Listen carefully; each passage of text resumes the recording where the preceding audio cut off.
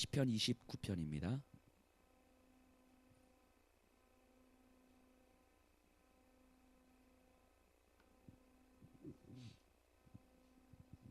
한 절씩 저와 교독하도록 하겠습니다.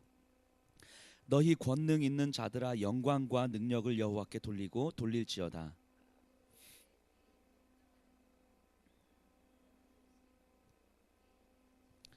여호와의 소리가 물 위에 있도다. 영광의 하나님이 우레소리를 내시니 여호와는 많은 물 위에 계시도다. 여호와의 소리가 백향목을 꺾으시며 여호와께서 레바논 백향목을 꺾어 부수시도다.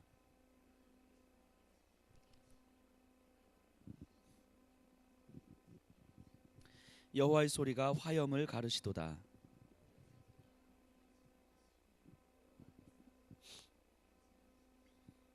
여호와의 소리가 암사슴을 낙태하게 하시고 살림을 말갛게 벗기시니 그의 성전에서 그의 모든 것들이 말하기를 영광이라 하도다.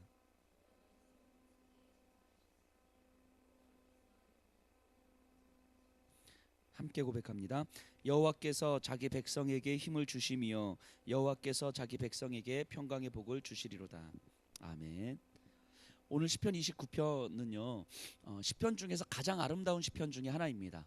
이 시편 29편을 계속 반복해서 묵상하시고 오늘 이 내용을 간략하게 제가 설명드릴 텐데 이 시편 29편을 마음속에 좀 담아주시면 우리의 삶에서 굉장히 큰 힘이 될 거라고 믿습니다. 가장 아름다운 시편 중에 하나인데요.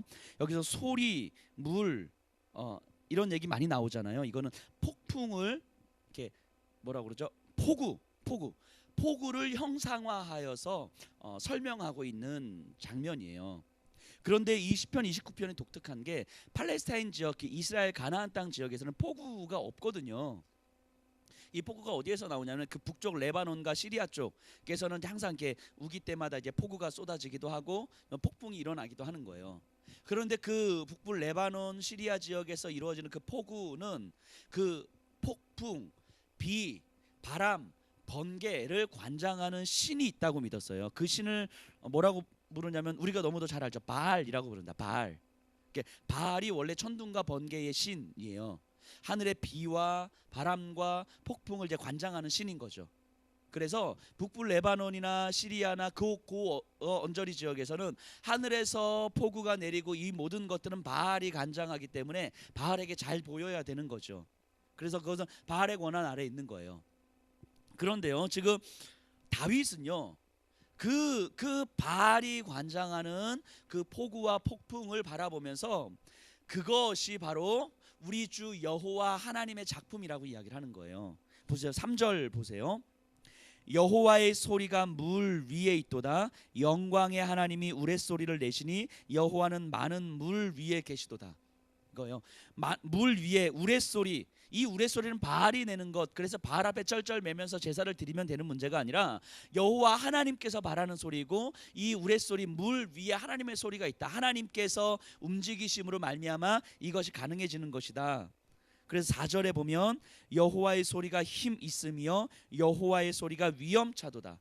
여호와 하나님의 소리 앞에서 이 세상의 모든 피조물들이 다 쩔쩔매고 있다라는 거죠. 5절에 여호와의 소리가 백향목을 꺾으시며 여호와께서 레바논 백향목을 꺾어 부수시도다. 레바논 백향목 하면 그냥 이 자체가 상징적인 의미가 있어요. 레바논 백향목, 아름다움, 부 이런 의미예요. 굉장히 그 레바논에서 나는 그 백향목은 다른 데하고 비교할 수 없을 정도로 굉장히 좋은 질, 그리고 굉장히 비싸게 팔리고 레바논의 굉장히 큰 자랑거리인 거죠. 그리고 그 숲, 레바논의 그 숲, 백향목 숲이 굉장히 큰 자랑거리인 거죠. 그러니까 레바논 백향목 하면 굉장히 아름다움, 부 뭐 이런 것들을 상징하고 있어요. 근데 이 모든 것이 누구의 관장 아래 있는 거냐면 바알의 다스림 안에 있다고 믿는 거예요. 레바논의 백향목 숲은 바알의 다스림 안에 있는 거예요. 그런데 여호와께서 소리를 발하셔서 레바논 백향목을 꺾으신다라고 이야기를 하는 거죠. 그러니까 바알의 힘 아래 있는 것이 아니라 여호와의 다스림 안에 있는 것이다. 이런 이야기를 하고 있습니다. 7절 보면은 여호와의 소리가 화염을 가르시도다. 8절 여호와의 소리가 광야를 진동하시며 여호와께서 가데스 광야를 진동하시도다. 시기시도다 이러면서 계속해서 이런 이야기를 계속 해 나갑니다. 이방 신이 다스리고 있다고 믿어지는 그 한복판 안에서 사실 알고 보니까 여호와 하나님의 다스림 가운데 있다라고 이야기를 합니다. 혹시 창세기를 우리가 조금 공부해 보신 분들은 아시겠지만 아브라함이 여기저기 많이 떠돌아다니잖아요. 떠돌아다니면서 하나님 앞에 제단을 쌓을 때 거의 대부분 띵띵띵 나무 아래에서 제단을 쌓습니다. 혹시 무슨 나무인지 아세요? 땡땡땡 나무 아래에서 제단을 쌓아요. 100%는 아니지만 거의 대부분. 자, 땡땡땡 끝 글자는 리입니다. 땡땡리 나무 아래에서 이 상수리 나무 아래에서 제단을 쌓습니다. 상수리 나무 아래서. 상수리 나무는 어떤 의미냐면요, 우리나라로 치면 그 성황당 같은 그런 의미인 거예요. 그러니까 가나안 지역에서 거기 그들의 신에게 제단을 쌓았던 나무가 상수리 나무였단 말이에요. 그러니까 아브라함은요, 물론 상수리 나무가 많기도 했겠지만 다른 데가 아니라 굳이 상수리 나무 아래 나가서 거기서 하나님 앞에 제단을 쌓은 거예요. 왜 그랬을까요? 왜 그랬을까요? 그곳이 이방신 다른 신의 다스림 안에 있는 것이 아니다라는 믿음의 선포인 거예요. 오직 여호와 하나님의 다스림 안에 있는 것이, 이 모든 땅이 여호와 하나님의 다스림 안에 있는 것이다라고 하는 선포예요. 이렇게 보면 아브라함 같은 경우는요, 하나님을 믿는 믿음을 이 세상에 벗어나서 그냥 자기만의 믿음을 갖고 있는 것이 아니라 이 세상 한복판 안에 하나님을 알지 못하고 다른 힘의 능력을 믿고 살아가는 대부분의 사람들의 그 사회 한복판 안에 들어가서 그곳에서 하나님 여호와 하나님의 이름을 선포한 거예요. 아브라함은요. 그게 아브라함의 믿음이었어요. 지금 다윗이 고백하고 있는 내용이 바로 그런 거예요. 그냥 싸우자 이런 게 아니고 이 세상 한복판, 하나님을 알지 못하는 이 세상 한복판 그 안에 들어가서 그곳에서 여호와 하나님의 이름을 선포한 거예요. 그곳에서. 왜냐하면 하나님은 충분히 그러실 분이기 때문인 거죠. 그래서 다윗이 2절을 시작하면서 이렇게 이야기합니다. 여호와께 그의 이름에 합당한 영광을 돌리며 거룩한 옷을 입고 여호와께 예배할지어다. 여호와께 그의 이름에 합당한 영광을 돌리며, 여호와의 이름에 합당한 영광을 돌리며. 저 이 말씀을 묵상하면서 이런 생각을 했습니다. 아니, 어떤 영광을 돌려야 여호와 하나님 앞에 합당한 영광이 되겠습니까?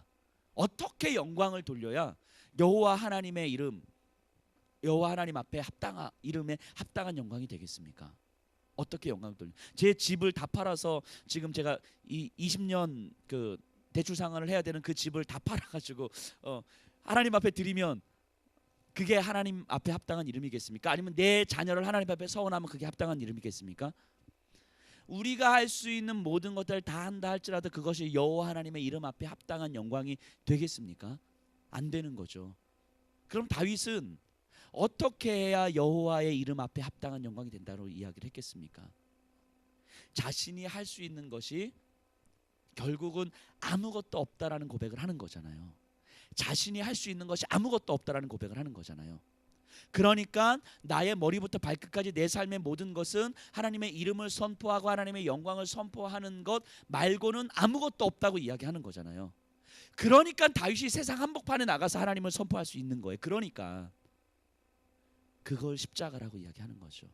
그러니까 예수님이 이 땅 가운데 오셔서 십자가에 달리실 수 있었던 거예요. 여호와의 이름에 합당한 영광을 선포하는 것이 아무것도 없는 거예요. 내가 할 수 있는 것이. 내가 뭘 해야 하나님의 이름 앞에 합당한 영광이 됩니까? 그 내가 할 수 있는 것이 아무것도 없다라는 것을 철저하게 고백하고 철저하게 선포하기 때문에 오직 하나님의 은혜로 내 머리부터 발끝까지 내가 할 수 있는 것이 없고 오직 하나님으로만 할 수 있다고 믿었기 때문에, 그렇기 때문에 내가 하나님을 전적으로 의지하는 것 말고는 내가 할 수 있는 것이 아무것도 없고 내가 할 수 있는 것이라고는 여호와 하나님의 이름에 결코 합당하지 않다라는 것을 알았기 때문에 다윗은 세상 한복판에서 여호와 이름을 선포하셨던 것이고, 예수님은 이 땅 한복판에 오셔서 십자가의 죽음을 당하시는 거예요. 내가 할 수 있었다고 믿었으면 우리는 십자가를 당할 수가 없죠. 이 땅 한복판에 가서 하나님의 이름을 선포할 수가 없는 거예요. 내가 할 수 있는 것이 있다고 믿으면, 내가 할 수 있는 것이 있다고 믿으면 우리에게는 어떤 생각이 들어오냐면요, 합리적 판단이 들어오게 돼 있어요. 할 수 있는 것과 할 수 없는 것, 옳은 것과 그른 것, 내가 원하는 것과 원하지 않는 것, 현실적으로 내가 동원 능력이 가능한 것과 그렇지 않은 것, 우리 예수평화교회가 어떤 사역들을 해야 되는데 재정이 이만큼이니까 이 정도에서 할 수 있는 것과 할 수 없는 것, 우리가 할 수 있다고 생각하면 합리적 판단이 들어올 수밖에 없어요. 합리적 판단이 들어오면요, 십자가 못 집니다. 절대로 십자가 질 수가 없어요. 십자가는 하나님께서 우리에게 주시는 거죠. 내가 만들어가는 십자가는 절대 십자가가 아닌 거죠. 이 땅 한복판 안에서 여호와 하나님의 이름을 선포할 수가 없어요. 지금은 시편 29편의 다윗의 고백은요, 결국 여호와의 이름 앞에 합당한 영광을 돌릴지어다, 이 말은 하나님 앞에서 내가 드릴 수 있는 것이 정말 주님 아무것도 없어요. 아무리 내가 이제까지 드리려고 해봐야 왕으로서 모든 황금과 군사력과 내가 할 수 있는 모든 것들 다 드려봐야 이것이 하나님의 이름 앞에서 정말 아무것도 아니라는 것을 내가 경험했습니다. 하나님, 내가 드릴 수 있는 것이 아무것도 없어요. 하나님, 그러니 제가 어찌하면 좋겠습니까? 라고 하는 고백 앞에서 나오는 고백인 거예요. 이 고백이요. 그러니까 하나님의 은혜가 완전히 덮인 거죠. 완전히. 그래서 이 바알 다스림 한복판 안에서 여호와의 이름을 선포하는 거예요. 우리의 삶도 저는 똑같습니다. 우리의 삶도 똑같아요. 끊임없이 우리가 이 은혜를 구하는 거예요.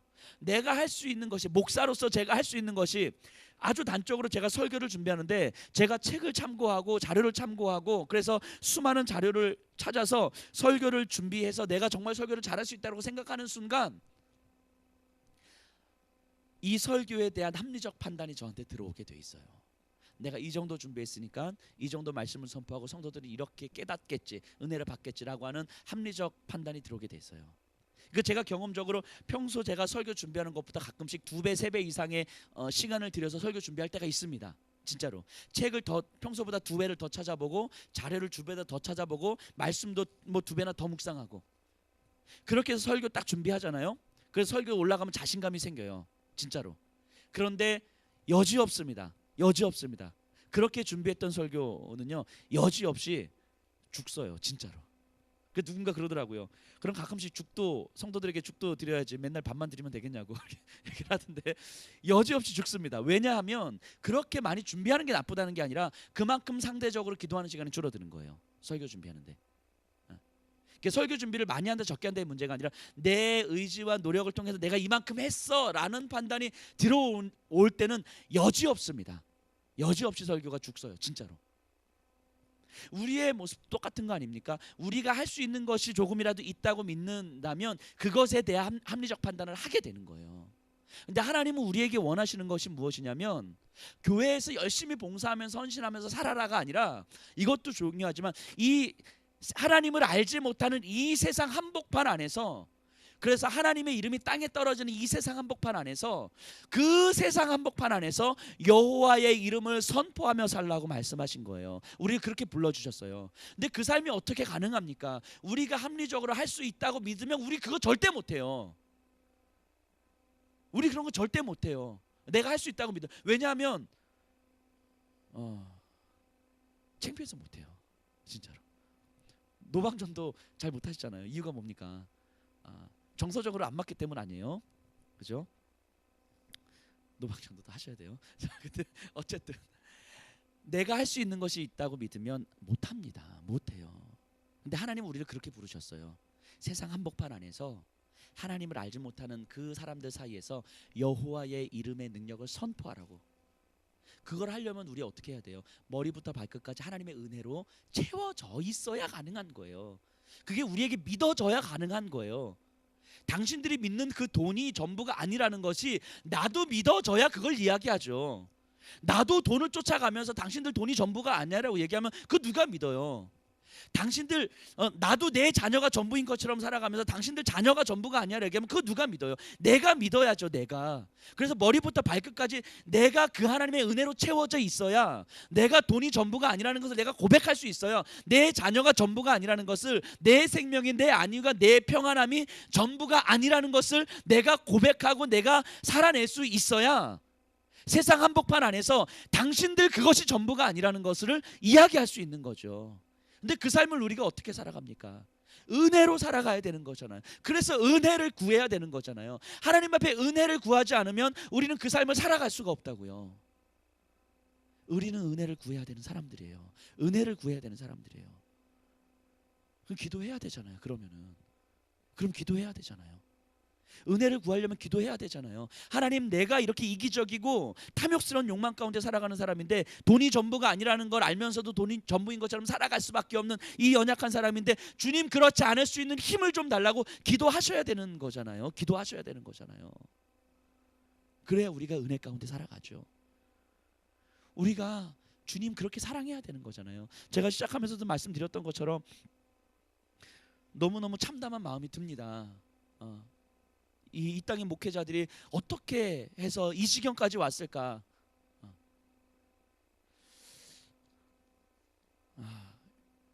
되게 마음이 아픈데 이게 저는 우리들의 문제라는 생각을 하게 됩니다. 우리가 주님 사랑해야 되는 거잖아요. 우리 주님 기도해야 되는 거잖아요. 주님 앞에 무릎 꿇어야 되는 거잖아요. 우리가 기도하지 않으면서 주님의 은혜를 구한다는 건 죄송합니다, 표현이 이래서 진짜 사기꾼 아니에요? 사기꾼? 기도하지 않으면서 은혜 달라고 하는 거 사기꾼 아니에요? 사기꾼? 그러면 안 되는 거잖아요. 우리 그러면 안 되는 거잖아요. 기도해야 되는 거죠. 말씀 봐야 되는 거죠. 주님 사랑해야 된다고 우리가 고백해야 되는 거죠.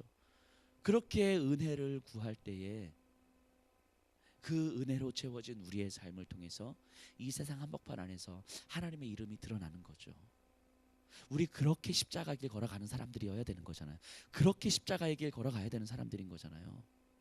기도하지 않으면 십자가의 길 걸어갈 수 없고요. 은혜 받지 않으면 십자가의 길 걸어갈 수밖에 없고요. 내 머릿속에, 내 가슴 속에, 내 삶 속에 은혜 채워지지 않으면 우린 절대 십자가의 길 걸어갈 수가 없어요. 십자가의 길 걸어갈 수가 없으면 우린 예수 그리스도의 제자가 아닌 거예요. 비참한 그리스도인이 될 수밖에 없는 거예요. 이 저녁 시간에 이 자리에 오신 분들, 이건 저에게 하는 이야기예요. 저에게 하는 이야기. 다시 한번 도전합니다. 다시 한번 도전합니다. 우리 시편 29편의 이 고백이 저는 우리의 고백이 됐으면 좋겠습니다. 바알 한복판 안에서 여호와를 선포하는 자, 이 돈이 지배하는 한복판 안에서 여호와 하나님을 선포하는 자, 그런 주님의 은혜 사모하십시다. 기도하십시다. 십자가 가십시다.